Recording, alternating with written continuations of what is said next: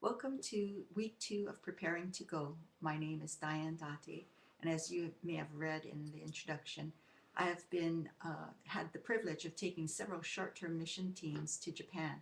Even after taking those teams to Japan, I still can't speak Japanese, and there are still a lot of things I'm learning about getting around Japan. However, there are a few things that I did learn from those past mission trips. Some things I learned the hard way through mistakes I made. Other things we learned from gathering information to pass along to the team. This is what I want to share with you in this week's lesson. I hope the materials help you have a smooth trip without any unnecessary bumps or snags, and thus allow you to focus your time and energy on the ministry. There may still be some bumps and snags, but hopefully, with good preparation, there will be less of them.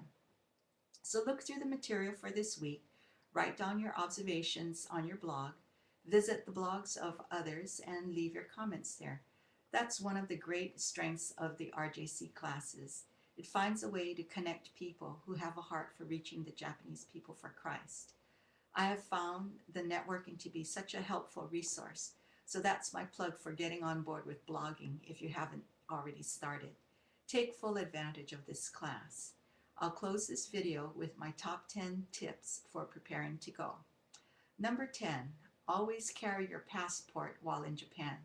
Your passport is very important to get in and out of the country. Treat it like your wallet. One organization I know has the team leader collect the passports of its members 2 weeks before their departure. The leader then distributes the passports at the airport. You may be asked to make a copy or two of your passport and put them away somewhere other than where your passport is located in your luggage. The copy of your passport cannot be used in place of the actual passport, but it may be used to help you obtain a replacement passport if yours is lost or stolen. Tip number 9, use a passport holder, the one that you hang around your neck. It's very helpful to keep your important documents in one place and frees your hands to be able to carry your bags or whatever else you have to carry. Number 9, if you have a bag with wheels, use it. Why carry when you can roll? Number 7, take clothes that are color coordinated and that wash and dry easily.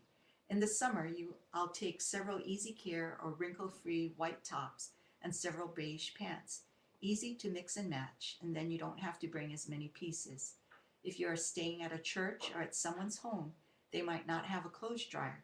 You may have to air dry your laundry, so bring clothes that dry quickly. Tip number 6, bring small amounts of over-the-counter medication for cuts, a cold, headache, etc., as well as your prescription medication. I usually pack enough prescription medication for a few extra days. Number 5, bring pocket packs of tissue. Some restaurants don't have napkins and some public restrooms don't have toilet paper, so you'll find the tissue handy to have. Tip number 4, learn how to separate the trash. The Japanese are way ahead of Americans when it comes to recycling.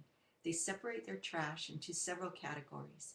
Watch the video on how to do this, but also check with your host to get the exact instructions for separating trash in your particular neighborhood. This was one of the hardest things for me to learn to do. Honestly, I'm still trying to figure out some of the categories. But learning how to do this will go a long way in showing your host respect.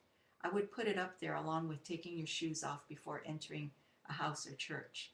By handling the trash properly, you will be a help rather than a hindrance to your host, so they don't have to redo what you have already done with the trash. Tip number 3, wear slip-on shoes or sandals.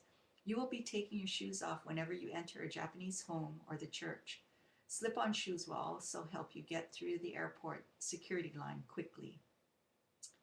Number 2, pack light. You may have to carry your bags up and down stairs or on and off trains. Keep in mind, things are compact in Japan. Smaller cars, smaller rooms. And finally, my number 1 tip for traveling in Japan. Be sure to notify your bank that you are going to use your charge cards overseas. I think banks are stricter about this these days. Banks will block a card that is suddenly used abroad because they suspect fraud. I used my charge card in Japan before, without first contacting my bank. So I assumed things would be the same and did not contact my bank last year. Well, the day after we arrived in Japan, I was set to buy train tickets for 9 team members with my charge card.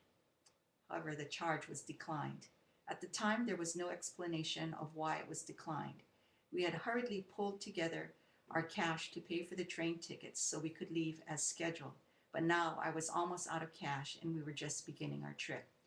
Anyway, you can be sure I will be notifying our bank this year before we leave. There you have it, my top 10 tips for preparing to go to Japan. Read the assignments, view the videos for this week for more info and more details, and blog. I look forward to reading your blogs and talking with you on the conference call. Here is the end.